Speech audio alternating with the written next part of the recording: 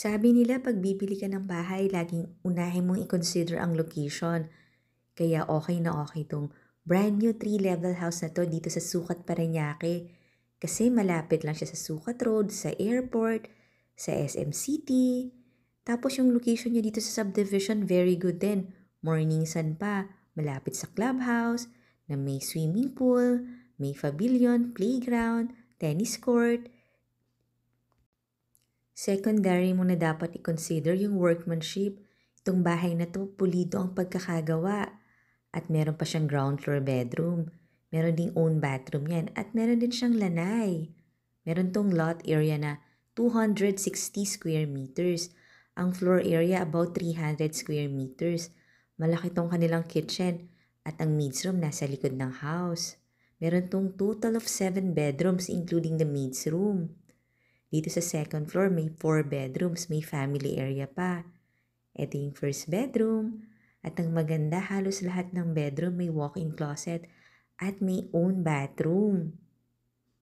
Kaya kung big family kayo, ma-appreciate itong bahay na to. Ang dami kasing mga rooms. Yung price and full details nasa description box or nasa comment section. Ito yung isa pang bedroom. Ayan o, meron din siyang walk-in closet and own bathroom. Kung gusto mo tong bahay na to, pwede mo akong tawagan. Nandyan lang yung number ko. Iba rin talaga kasi kung makita mo sa actual itong bahay na to. Baka ito na nga ang hinihintay mong bahay para sa family mo. Another bedroom.